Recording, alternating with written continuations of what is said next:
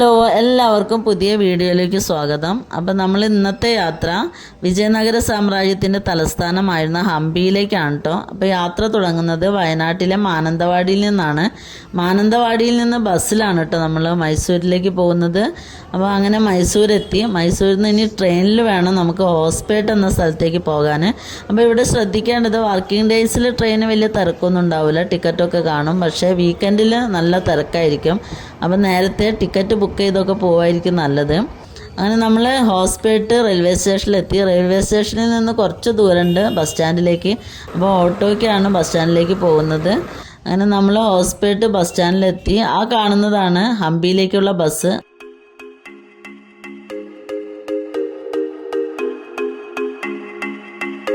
അങ്ങനെ നമ്മൾ Hampi bus സ്റ്റാൻഡിലെത്തി. Bus സ്റ്റാൻഡിൽ ഇറങ്ങുമ്പോൾ തന്നെ നമുക്ക് മാതംഗ ഹില്ലിൻ്റെ നല്ലൊരു വ്യൂ കിട്ടും കേട്ടോ. അപ്പോൾ ഇവിടെ അടുത്ത് ഈ ബസ് സ്റ്റാൻഡിൻ്റെ ചുറ്റുമായിട്ട് കുറേ കടകളൊക്കെ ഉണ്ട്. അപ്പോൾ അതിനുള്ളിലൂടെ കുറച്ച് മുന്നോട്ടാണ് നടന്നു കഴിഞ്ഞാൽ നമുക്ക് ഹംപി ബസാറ് കാണാൻ കഴിയും. പഴയ കാലത്തെ വിജയനഗര സാമ്രാജ്യത്തിൻ്റെ കാലത്തുണ്ടായിരുന്ന ഹംപി ബസാറാണിത്. പക്ഷേ ഇത് ഇന്നിപ്പോൾ ഇടിഞ്ഞു പൊളിഞ്ഞ് തൂണുകൾ മാത്രമേ കാണുന്നുള്ളൂ. അപ്പോൾ ഇതിനോട് ചേർന്ന് തന്നെയാണ് വിരൂപാക്ഷ ടെമ്പിൾ ഉള്ളത്. വിജയനഗര സാമ്രാജ്യത്തിൻ്റെ കാലത്ത്, അവരുടെ കാലത്തിന് മുന്നേ ഉണ്ടായിരുന്ന ഒരു ക്ഷേത്രം, ആരാധനയും പൂജയൊക്കെ ഉണ്ടായിരുന്ന ഒരു ക്ഷേത്രമാണിത്. ഹംപിയിലെ മിക്ക ക്ഷേത്രങ്ങളും തകർന്നു കിടക്കുന്നതുകൊണ്ട് അവിടെ ഒന്നും നിത്യപൂജകളൊന്നുമില്ല. പക്ഷേ വിരൂപാക്ഷ ടെമ്പിളിൽ നിത്യപൂജയും ആരാധനയൊക്കെ ഉണ്ട്.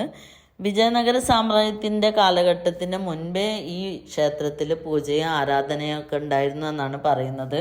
അപ്പോൾ വിജയനഗര സാമ്രാജ്യത്തിനേക്കാളും പഴക്കമുണ്ട് ഈ ഒരു ക്ഷേത്രത്തിന്.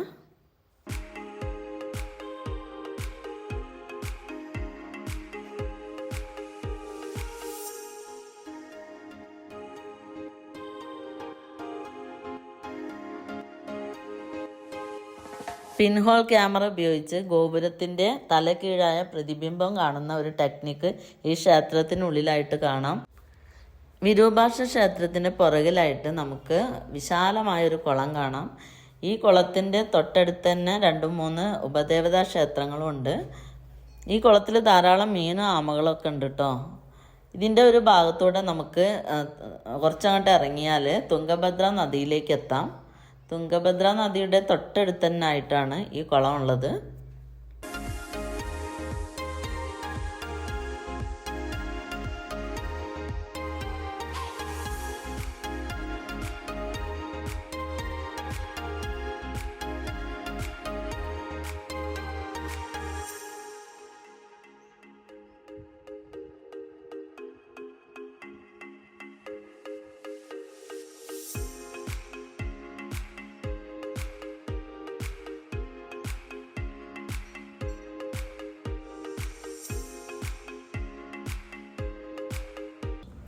അടുത്തതായി പോകുന്നത് ഹംപിയിലെ അറിയപ്പെടുന്ന ശില്പമായ, ഒരു വലിയ ശില്പമായ ഉഗ്ര നരസിംഹ ശില്പത്തിനടുത്തേക്കാണ്. ആ കാണുന്നതാണ് നരസിംഹ ശില്പം. ഒറ്റക്കല്ലിലാണ് ഈ ശില്പം നിർമ്മിച്ചിരിക്കുന്നത്. നമുക്ക് ദൂരെ നിന്ന് കാണുമ്പോൾ ഒരു പേടിപ്പെടുത്തുന്ന രൂപമാണ് ഈ ശില്പത്തിനുള്ളത്. ഹംപിയിലേക്ക് സ്വന്തം വണ്ടിയിലാണ് വരുന്നതെങ്കിൽ ഇവിടെ ഒക്കെ ചുറ്റി കാണാൻ നമുക്ക് നമ്മുടെ വണ്ടി ഉപയോഗിക്കാം.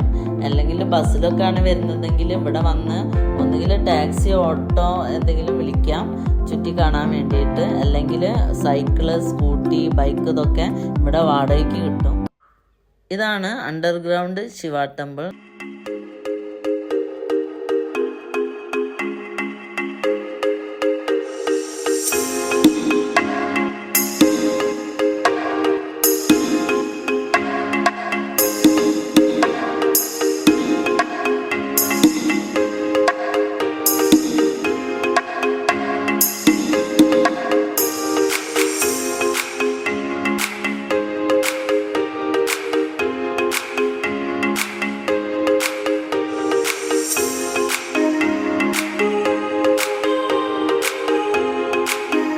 ഈ ക്ഷേത്രം നിൽക്കുന്നത് ഒരു താഴ്ന്ന സ്ഥലത്തായതുകൊണ്ട് ഇതിനുള്ളിൽ ഏത് കാലത്തും വെള്ളം കെട്ടി നിൽക്കും.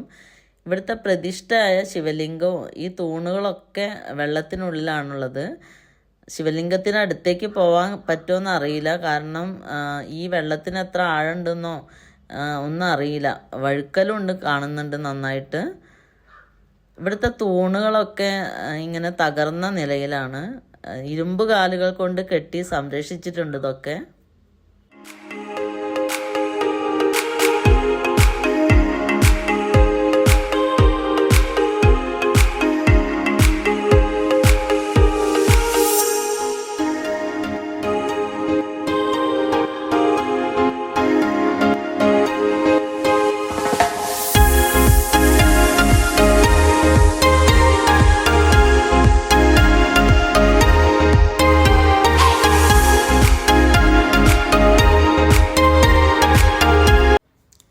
രാജ്ഞിമാരുടെ കൊട്ടാരങ്ങളുള്ള ഭാഗമാണിത്. ഇവിടേക്ക് കയറാൻ നമുക്ക് ടിക്കറ്റ് എടുക്കണം.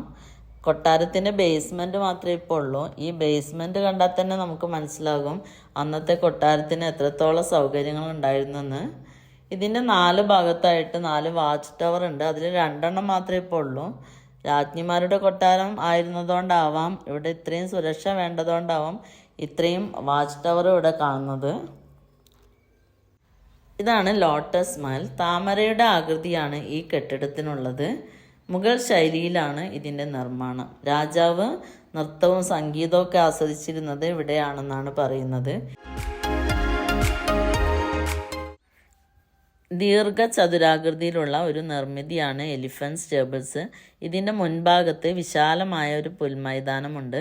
വിജയനഗര സാമ്രാജ്യത്തിന് 10,000-ലധികം ആനകൾ ഉണ്ടായിരുന്നെന്നാണ് പറയുന്നത്. അതിൽ പ്രിയപ്പെട്ട 11 ആനകളെയാണ് ഇവിടെ താമസിപ്പിച്ചിരുന്നത്. ആനകൾക്ക് താമസിക്കാനും അവയ്ക്ക് ഭക്ഷണം കഴിക്കാനും വിസർജനത്തിനുള്ള സൗകര്യം ഈ ഒരു വലിയ മുറികളിലുണ്ട്. ഇതിൻ്റെ മുകൾ ഭാഗം വൃത്താകൃതിയിലാണ്. ഇതിൻ്റെ മുകൾ ഭാഗത്തായിട്ട് ചെറിയ ഗോപുരങ്ങളുണ്ട്.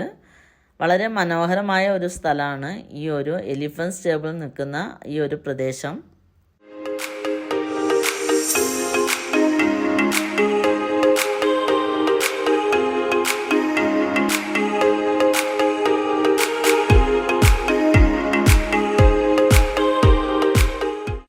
എലിഫന്റ് സ്റ്റേബിൾസിൻ്റെ പുറകിലായിട്ട് ചെറിയ ക്ഷേത്രങ്ങളും കെട്ടിടങ്ങളൊക്കെ ഉള്ളൊരു ഭാഗമുണ്ട്. ഇവിടെ അധികവും പൂട്ടിക്കിടക്കുകയാണ്. പ്രതിഷ്ഠകളൊക്കെ ഉണ്ടായിരുന്ന സ്ഥലമാണ്. ഇപ്പോൾ അതൊന്നും കാണുന്നില്ല. ഇതിനുള്ളിൽ വവ്വാലൊക്കെ കൂടുകൂട്ടിയ ഒരു പ്രത്യേക സ്മെല്ലാണ്. അധികം നേരം ഇവിടെ നിൽക്കാനൊന്നും കഴിയില്ല.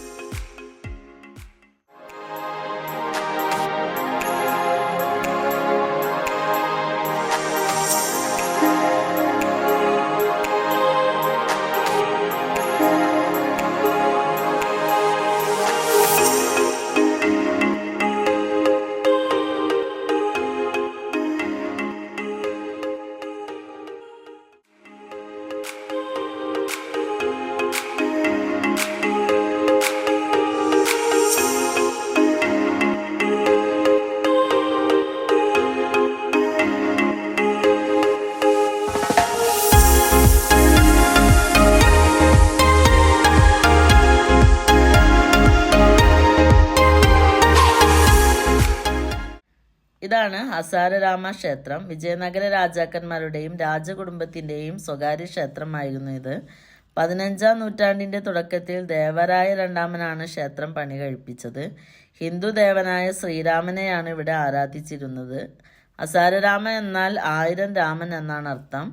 രാമായണത്തിലെ കഥകൾ ഇവിടെ മനോഹരമായി കൊത്തിവെച്ചിട്ടുണ്ട്. ഈ ക്ഷേത്രത്തിൽ ഇപ്പോൾ പ്രതിഷ്ഠകളൊന്നും കാണുന്നില്ല കേട്ടോ.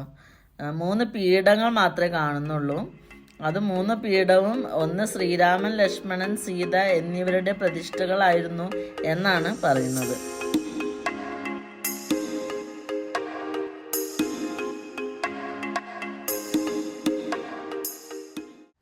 ഹംപിയിലെ മിക്ക ക്ഷേത്രങ്ങളോട് ചേർന്നും ഇത്തരം നീണ്ട വരാന്തകളോട് കൂടിയ കെട്ടിടങ്ങളും മണ്ഡപങ്ങളൊക്കെ കാണാൻ കഴിയും. അന്നത്തെ കാലത്ത് ചിലപ്പോൾ ഉത്സവങ്ങളോടനുബന്ധിച്ച് ആളുകൾ വിശ്രമിച്ചിരുന്നതും അതുപോലെ സംഗീത നൃത്ത പരിപാടികളൊക്കെ നടത്തിയിരുന്നത് ആയിരിക്കാം ഇത്തരം കെട്ടിടങ്ങൾ.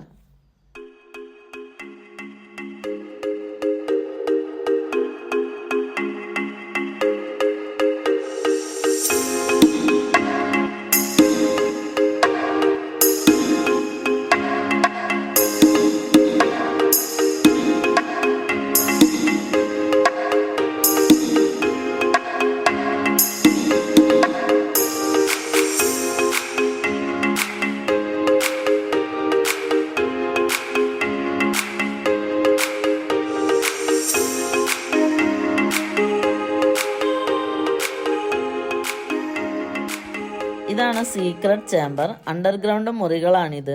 ഇവിടെയാണ് വിജയനഗര സാമ്രാജ്യത്തിൻ്റെ ഖജനാവ് ഉണ്ടായിരുന്നത്.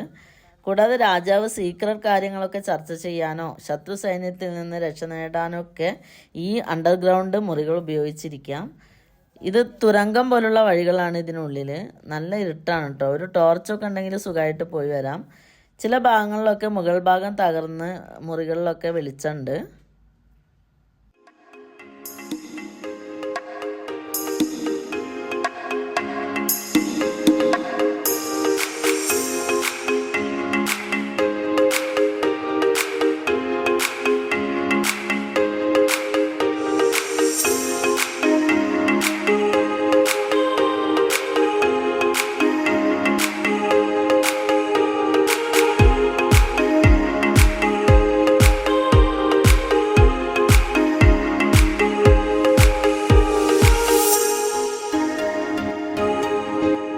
ഇത് കണ്ട തിരുനെല്ലി ക്ഷേത്രത്തിലുള്ളതുപോലുള്ളൊരു കൽപ്പാത്തി. തുംഗഭദ്ര നദിയിൽ നിന്നും വെള്ളം കൊട്ടാരത്തിലെ ആവശ്യങ്ങൾക്ക് വേണ്ടി എത്തിക്കുന്നത് ഈ കൽപ്പാത്തിയിലൂടെയാണ്. ഇവിടെ ഇത് ശേഖരിച്ചു വെക്കാൻ ഒരു സ്റ്റെപ്പ് വെല്ലുണ്ട്. മനോഹരമായ ഒരു നിർമ്മിതിയാണത്. കരിങ്കല്ല് കൊണ്ടുള്ള സ്റ്റെപ്പ് താഴെ വരെ കാണാം. വെള്ളം എത്ര താഴ്ന്നാലും അടിയിൽ താഴെ പോയിട്ട് വെള്ളം ശേഖരിക്കാൻ പറ്റും. ക്ഷേത്രങ്ങളുടെ ആവശ്യങ്ങൾക്ക് വേണ്ടിയിട്ടാണ് ഈ വെള്ളം കൂടുതലായിട്ട് ഉപയോഗിച്ചിരുന്നത് എന്നാണ് പറയുന്നത്.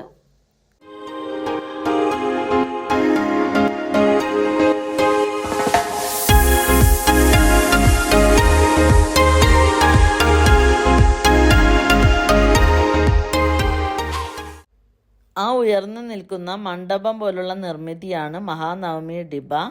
മഹാനവമി ദിവസം രാജാവ് ജനങ്ങളെ അഭിസംബോധന ചെയ്യുന്നതും ഉത്സവാഘോഷങ്ങൾ കാണുന്നതും ഈ ഒരു മണ്ഡപത്തിന് മുകളിൽ നിന്നാണ്. അതിൻ്റെ മുകൾ ഭാഗം നിരപ്പായ സ്ഥലമാണ്. അവിടേക്ക് കയറി പോകുന്നതിന് സ്റ്റെപ്പുകളുണ്ട്. അതിലോട്ട് കയറി മുകളിലെത്തിയാൽ ഈ ഒരു പ്രദേശത്തിൻ്റെ മനോഹരമായ വ്യൂ നമുക്ക് കിട്ടും.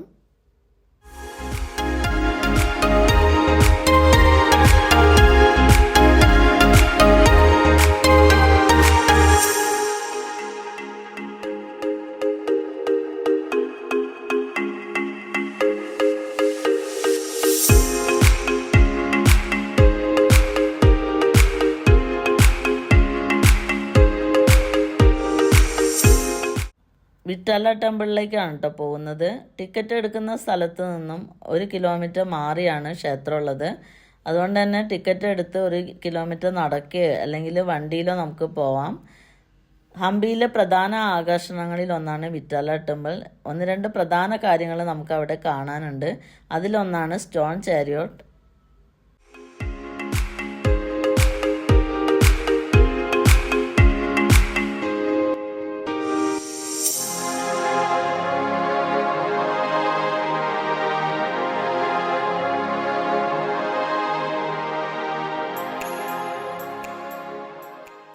നമ്മുടെ 50 രൂപ നോട്ടിലെ ഈ ഒരു ഫോട്ടോ കണ്ടോ?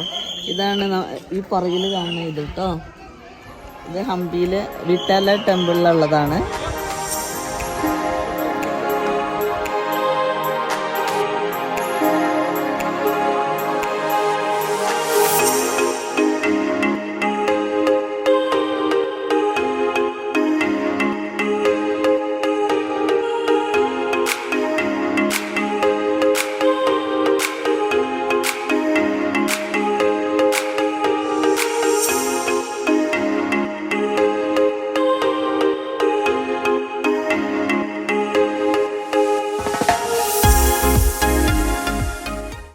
വിശാലമായ സ്ഥലത്ത് ഉയർന്ന ചുറ്റുമതിലുകളും 3 ഉയർന്ന കവാടങ്ങളുമുള്ള ഒരു ക്ഷേത്ര സമുച്ചയമാണ് ഈ വിಠല ക്ഷേത്രം. ഇതിനുള്ളിലായിട്ട് നിരവധി ഹാളുകളും ആരാധനാലയങ്ങളും എല്ലാം കാണാൻ കഴിയും. എല്ലാം കല്ലുകൊണ്ട് നിർമ്മിച്ചവയാണ്.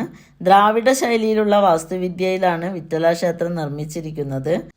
ആ കാണുന്ന കവാടം പോലുള്ള നിർമ്മിതിയാണ് രാജാവ് തുലാഭാരം അല്ലെങ്കിൽ തുലാ പുരുഷദാനം എന്ന് പറയുന്ന ചടങ്ങ് നടത്തിയിരുന്ന സ്ഥലം. രാജാവിൻ്റെ അതേ ഭാരമുള്ള സമ്പത്ത് രാജാവ് ക്ഷേത്രങ്ങൾക്ക് ദാനം ചെയ്തിരുന്നു എന്നാണ് പറയുന്നത്.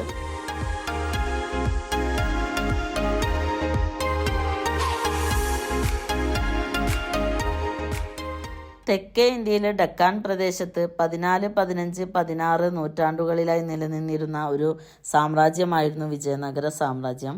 ഹരിഹരൻ, ബുക്കരായൻ എന്നിവരാണ് സാമ്രാജ്യം സ്ഥാപിക്കുന്നത്. തുടർന്ന് സംഗമ, സാലുവ, തുളുവ രാജവംശങ്ങളും ഇവിടെ ഭരിച്ചു. 1565 തളിക്കോട്ട യുദ്ധത്തിൽ ഡക്കാൻ സുൽത്താനേറ്റുകളുടെ ആക്രമണത്തിലാണ് സാമ്രാജ്യം നാമാവശേഷമാകുന്നത്. തകർന്ന സാമ്രാജ്യത്തിൻ്റെ നഗരാവശിഷ്ടങ്ങൾ ഇപ്പോൾ യുനെസ്കോയുടെ ലോക പൈതൃക കേന്ദ്രങ്ങളിൽ ഒന്നാണ്. ഹംപിയിലെ മുഴുവൻ കാഴ്ചകളും കണ്ടു തീർക്കണമെങ്കിൽ 3-4 ദിവസങ്ങൾ വേണ്ടിവരും. ഈ വീഡിയോയിൽ ഹംപി പൂർണ്ണമാകുന്നില്ല. ഹംപിയിലെ മറ്റു കാഴ്ചകൾ അടുത്ത വീഡിയോയിൽ കാണാം. ബൈ.